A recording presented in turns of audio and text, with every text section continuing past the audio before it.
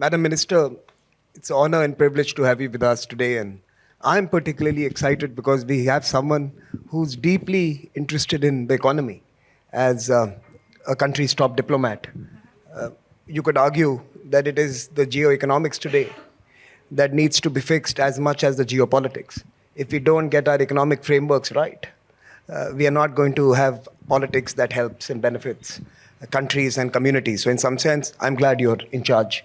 And I hope you take some economic lessons for your peers at the G20 next, when you meet in November. You should bring the foreign ministers in and give them a little bit of a masterclass on how to think about integrating the world. But let me first turn to something you mentioned from the dais. The determination of President Milli's government to reduce inflation, the massive public expenditure cuts, and how does it play out in terms of the domestic politics of the country? How are people responding to these fiscal responsibility measures that you have introduced? In many ways, he's a very popular person. Is his popularity holding as he takes forward some of these tougher measures, which is going to infringe on people's lives, right? So how is he balancing, in some sense, what is good for the country versus what is good for the people at that moment? Easy question. No changes. We know this is the right kind of policy for Argentina right now. The people know it's the right kind of policy. If we stop doing it because we backtrack because for fear of popularity of any other reason, it will be a lost opportunity. People understand this. It's not easy. It's not easy for anybody. But the results have been so sudden that it has become noticeable so easily that I think people are supporting. Actually, Milei's popularity is slightly higher during the last 3 months than it was at the beginning of the period. Popularity is 50-something, close to 60%, which is amazing. But the fact is, he's not measuring through popularity. He's measuring what is it that we need to do now, get it done, show it once it has been done. And it's kind of a unique thing for Argentina, at least, that whatever you promised, you're delivering. Not even husbands do that, okay? So, so it is working. And the results as regards inflation are happening very fast. As regards recession, we had I'll tell about inflation in a minute, but there was a dramatic decrease in GDP for about 3-4 months. And we are close to whatever levels we had a year ago. Now, how did we decrease inflation? There was huge and rampant fiscal deficit, about total of 4 or 5% of fiscal deficit, 10 or 12 of what we call quasi-fiscal deficit, which means the central bank owed money and the central bank cannot pay it. And by the way, I hope I don't get into muddy waters, but when people say, oh, no, the central bank can always pay, that's not true. No central bank in the world has any income. They have no fees, they collect no interest. So the only way you can believe that the central bank can always pay is the central bank prints additional money. And if the central bank prints additional money, it ends up being inflation, unless there's more production. The other thing is we were not actually honoring our debt. We were continually revolving it. But not roll capital. We're also adding interest. So in the end, we end up having a compound interest rate, however low it is. Now, Argentina owes slightly over 100% of its GDP, owed 100% of its GDP, half and half in pesos and dollars, more or less. And if you devalue, you end up owing far more in dollars. So the government has shrunk fiscal expenditure. That was not easy. We have changed the system in the central bank, and we have paid back interest that was due during this 8 months, 10 months, so that we are not increasing the debt. Now, taking away central bank debt, I'm sorry I'm getting into the details, but taking away central bank debt and putting it into the treasury debt after this has happened, central bank debt was on a daily basis. The interest rate was 73% on a daily basis, but if you grow it for the whole year, we're well over 300%. And besides being on a daily basis, that means you can have a run on deposits on a daily basis. Anyone could have taken the deposits in a minute. Now, that did not happen. We honor deposits. That's something in Argentina. We've had problems with depositants, the central bank seizing the money at least 3 times within my working life. And we honored all of them. And not only that, that interest rate has come down. And so the new debt is the new debt that to repay the old debt is significantly cheaper. Now, that's the magic with inflation. As regards popularity, people like it, that you're taking away a lot of the things that were corruption. And another thing, something Argentina had that should never have had, is that we have an incredible safety net that covers about 23 million people. People that receive a check from the government is exactly half of the population, either retired or young children who receive some sort of money, or moms that get some money for buying food for their children. 23 million people get a check from the government every single month, out of 47 million people in total. And only 7 million people are on the formal market. So 7 million people have to pay 23 million and help with your grandmother or your own son. Now, those payments were dramatically increased, more than doubled day one. But then we said it's going to be maintained. People don't really understood the language. Maintain means it stays there. We're not increasing with inflation anymore. So people are not getting any additional money, and they're trying to get into the workforce now. Okay. So, and people trying to get into the workforce means that people are not unhappy, because otherwise nobody would hire them. So that's the trick for popularity. And then he has this crazy hair, and he speaks in a very different way, but that's a colorful part. He's like a little bit of the Beatles look, right? He likes the Beatles and he likes the Rolling Stones. Yeah. You know, I can let me acknowledge Minister Lekhi here. She's someone who I think was there as well. I remember images of her doing yoga in Argentina, if I remember correctly. So let me acknowledge her, and of course, no crazy hair on the side. no hair. But I just saw her in the room, and I wanted to acknowledge her presence.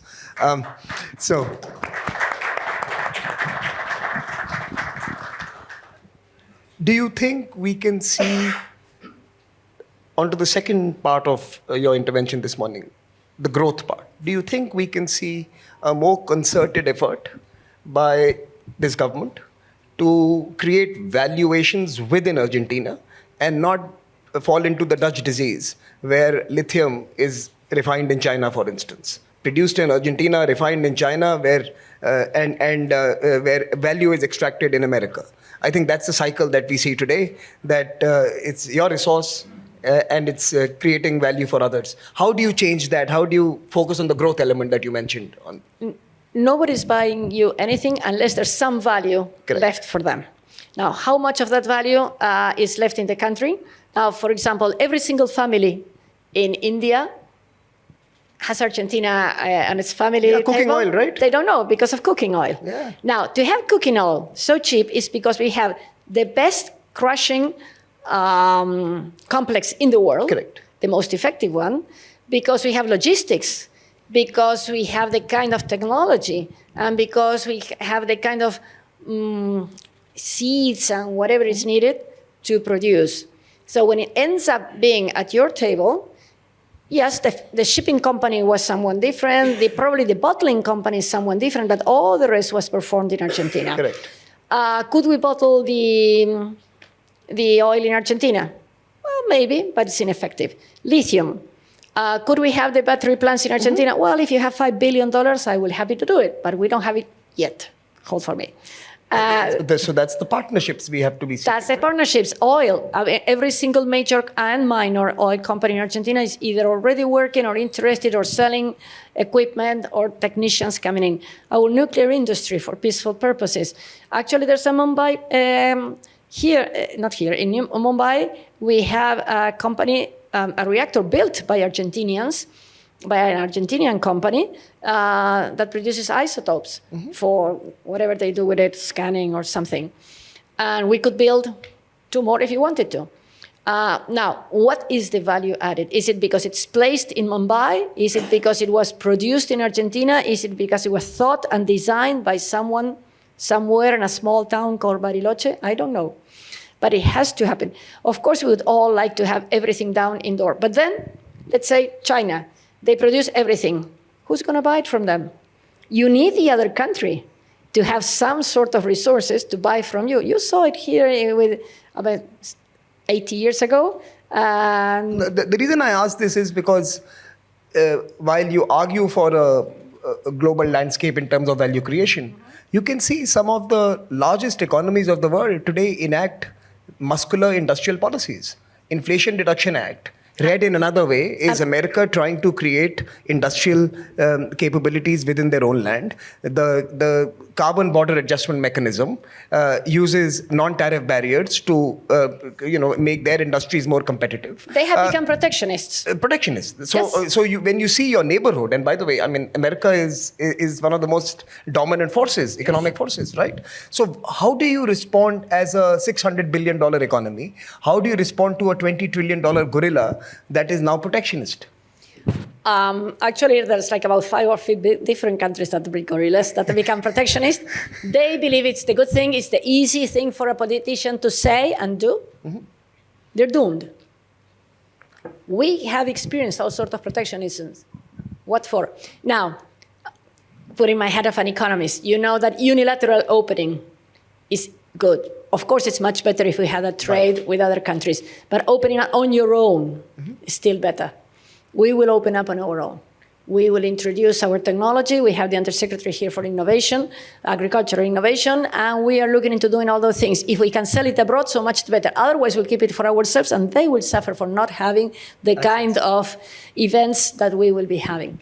I'm just kidding. Nobody is going to suffer. But closing is not good. And there's another dictum that's 50, 200 years old that says where there's trade, there's no wars. Mm-hmm.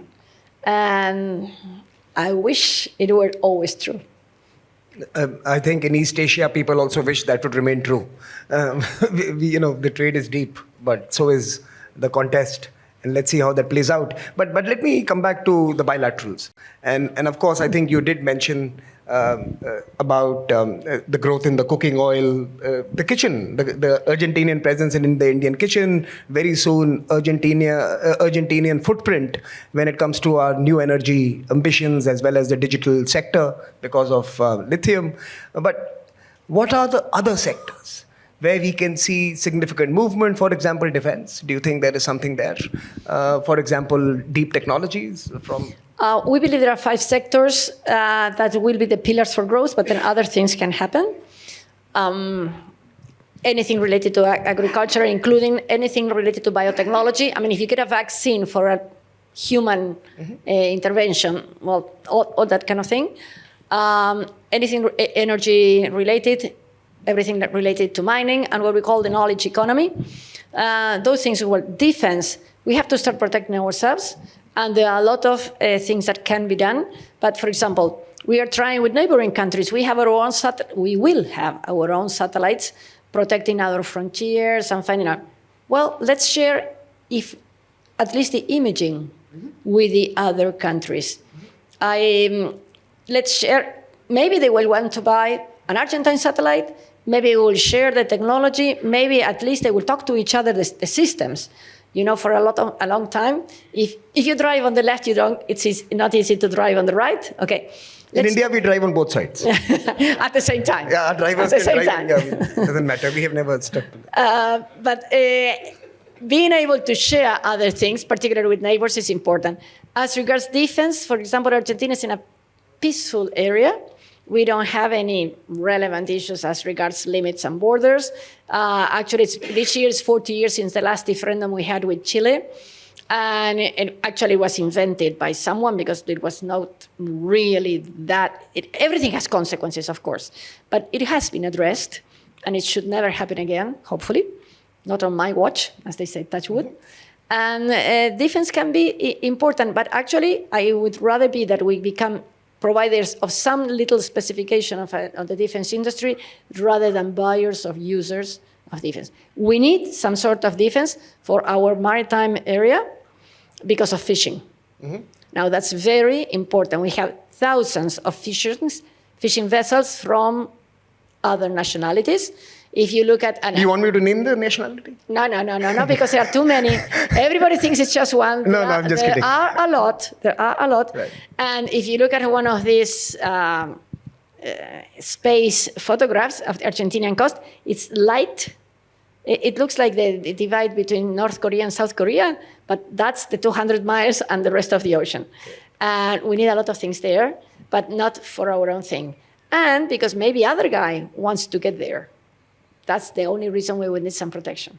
In fact, since you mentioned borders, maritime frontiers, sovereignty, protection, in this part of the world, most recently, we saw finally the Chagos Islands being given back to Mauritius. And it kind of brings in the question of Falklands and Malvinas as you know it. And of course, it's been something which is long pending. It's an unsettled question from history. What is your government's proposition on that? And how are conversations or thinking proceeding in that direction? This was not planned, but maybe I can say that last week in New York, the Foreign Minister of Great Britain and myself, we announced that we had reached an agreement on very relevant things. First of all, we talked to each other. That's good. That's good. Yeah. Our constitution says that the Malvinas are Argentinas, Malvinas are Argentinians, so no foreign minister can say the opposite.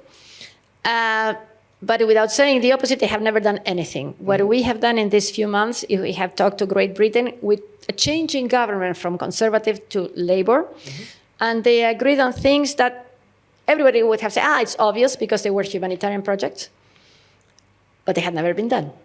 So now they have been done. We have agreed on having a monthly flight into the islands. If we agree they are Argentinian, how come we cannot reach some part of our territory?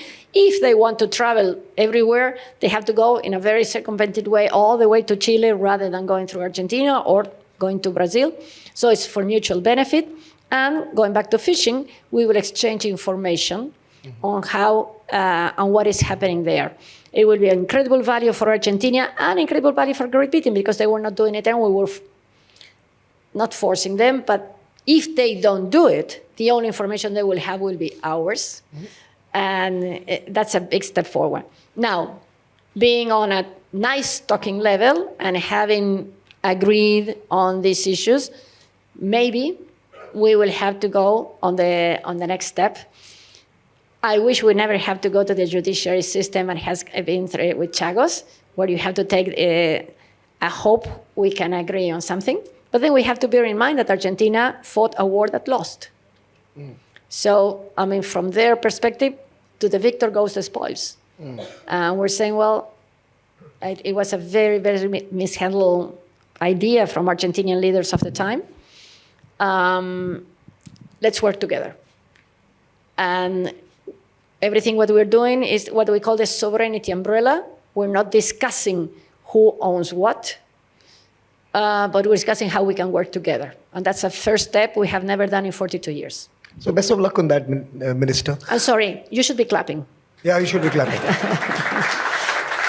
We will clap loudest when it comes back to Argentina, but certainly it's an important first step. Now, on coming back to the priority areas between India and Argentina, look, there are two trends that are now beginning to be prevalent in most parts of the world: Indian students and Indian tourists. And these are the two big trends. And how can we make that happen? And it's a beautiful country. I rode on a horseback in Patagonia, and miles of track that you can really enjoy a beautiful country, right? And by the way, you land in Buenos Aires, and at 6 p.m. in the evening, at some corner in your city, there are some young people dancing and singing, and there's an air in Buenos Aires which is infectious and really fantastic for anyone to experience. How do you ramp up this relationship, getting more Indian tourists in Argentina and getting more Indians students to your country. We are everywhere. When the war happened, Russia-Ukraine war, we had to evacuate 30 or 1,000 Indian students from there. Anywhere you go, there are 30,000 Indian students. Even Germany now has 30, 35, 40,000 students. So language can't be the barrier. Even Germany now has such large number of Indian students. When do we change this? How do we change this? How do you see more of India and Argentina? Well, language should not be a barrier, first of all, because lots of people speak English in Argentina, but mostly because learning Spanish is there. And Spanish is an interesting language, right? Yes, it's an interesting, beautiful language. Yeah, beautiful language, romantic language, Well, let's not go that way. But what we are having is the possibility of opening up.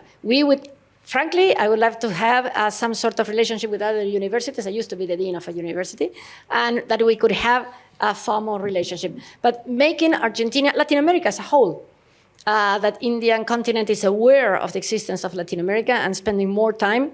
I have to acknowledge that everywhere you go in Latin America is beautiful. And it's some natural beauty. Mm-hmm. It's not the Coliseum, it's not the Eiffel Tower, but that's slightly different. And something that you'll probably enjoy everywhere you go. Actually, our city is called Buenos Aires, good air. Mm-hmm. It's the purity of the air everywhere, except for 2 or 3 little towns that do have sometimes some congestion or some other air issues. Everywhere you go in Latin America, you have the blue sky over your head. And I don't know if young students, they would rather be at night in a disco. Correct. Rather than... But you have that too. We have that. We have disco. Oh, yes, we have. Yes. Yes, we do. And then, impulsing that, it takes time. What we would have is much better air connectivity. Getting here is not easy nor cheap. Mm. So we have to improve that. Actually, we already have 11, ¿cómo se llama? Los acuerdos aéreos. Open sky agreements. Okay. Open sky agreements with 11 countries, mm-hmm. including Canada, for example.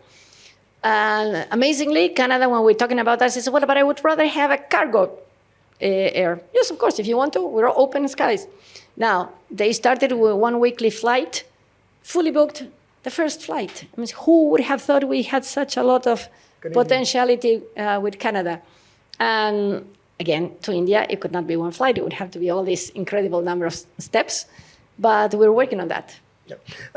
And finally, Ambassador, we're going to come to you for a couple of questions from the audience. We're going to turn to you in a bit. So please raise your hand so that I can see Ambassador Bhatia already. One more question. We'll take 2. And I can see the young man there.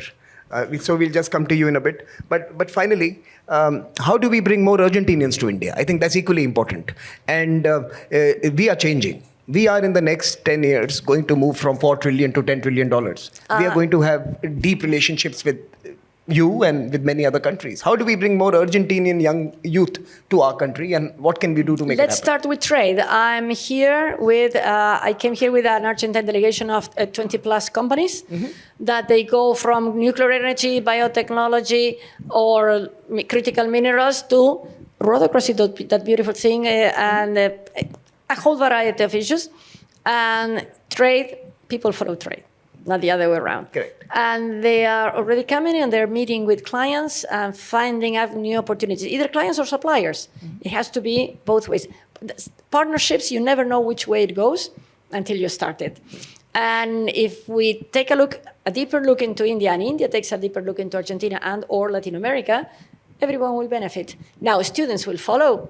I hope so. We need to work with your foreign minister. I'm meeting him right now so that we have an agreement that whoever studies engineering in Argentina for 2 or 3 years, whatever he did is acknowledged here and vice versa.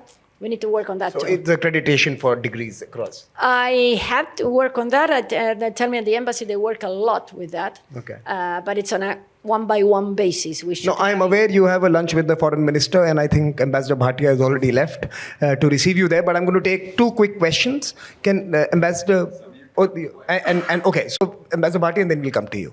Thank you very much, Lita. Yeah, but keep your question... Go ahead. Keep your question short, yeah. I just want to know, Madam Foreign Minister, what is the current thinking about this grouping called BRICS? Thinking on BRICS. Very good question. Thinking on BRICS. On BRICS. Yes.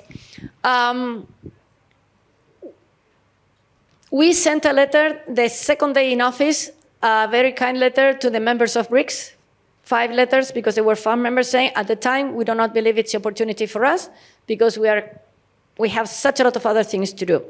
BRICS, as far as we know it, was a very good idea as to convey to the capital markets the potential of growth for these countries.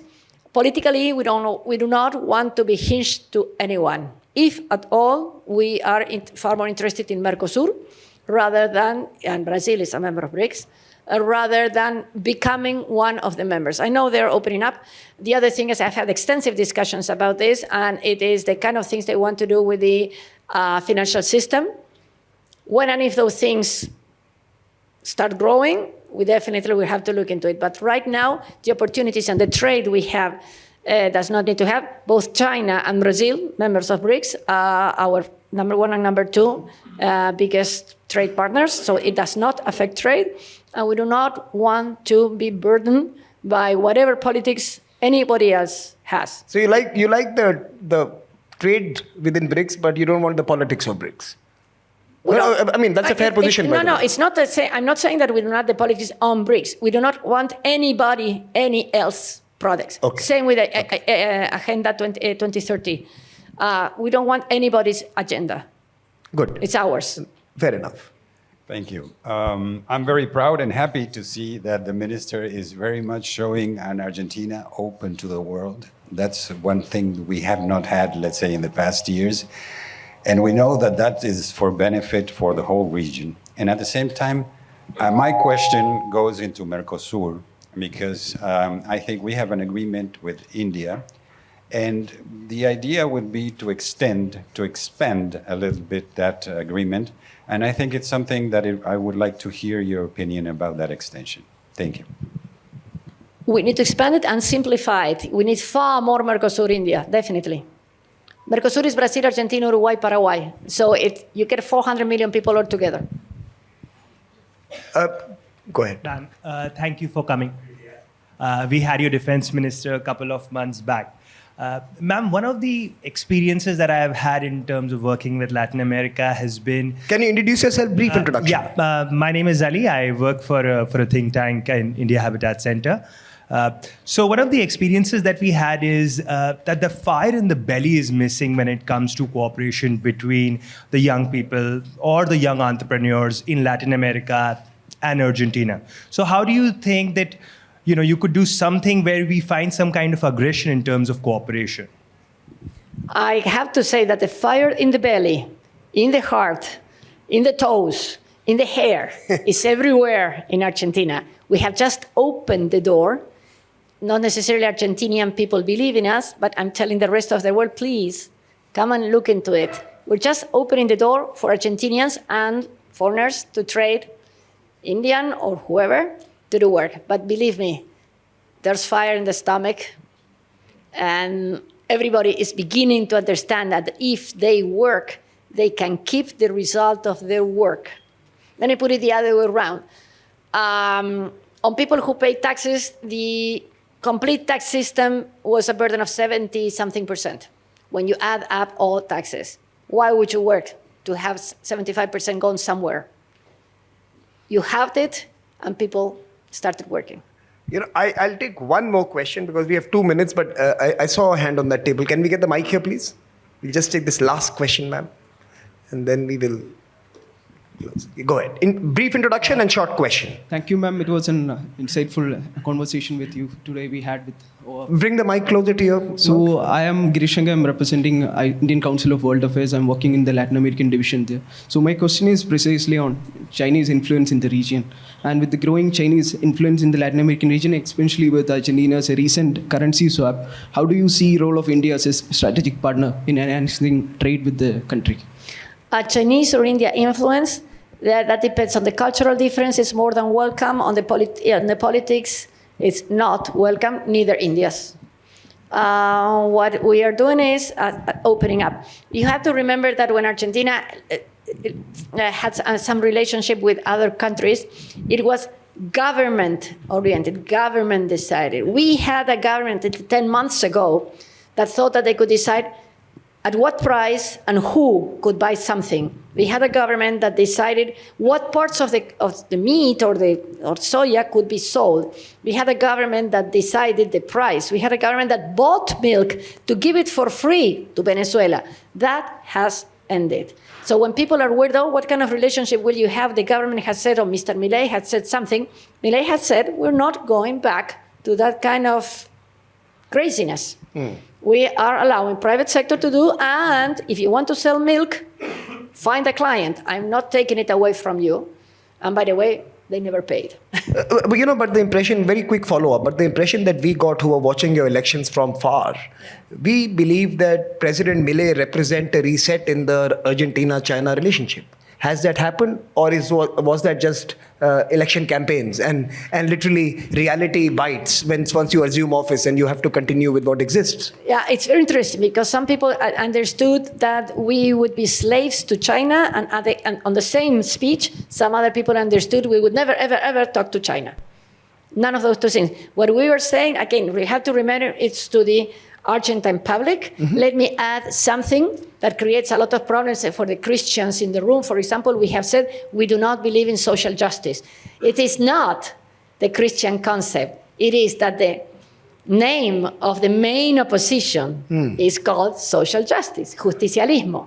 That is, so you were in campaign talking to your voters. You're not talking to Christians all over the world. You're talking to the people that call themselves justicia social. Okay. Exactly.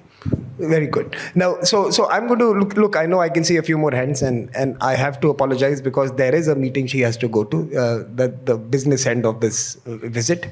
But she has favorably responded to our request to come back in March and attend the Raisina dialogue and speak there, and I hope it happens. And you bring a delegation with you, and you bring some young people with you as well. Ambassador Cochino is one of your very strong supporters here, and we will work with him to make sure that we can support deeper ties both at the academic level as well as at the political level. Madam, we wish you all the best for the remainder of your visit. We hope that the relationship deepens, and we hope many more people enjoy blue skies and Buenos Aires very soon. Thank you so much for joining us. Thank you so much. Harsh, can I just call you? Let me, on behalf of ORF, thank everyone who joined us this morning for this very interesting session. In particular, our embassy in Argentina and Argentinian embassy in India who partnered with us for this event. So thank you, ma'am, for being with us this morning, and thank you all. And please join us for lunch, poolside on the right-hand side. Thank you so much.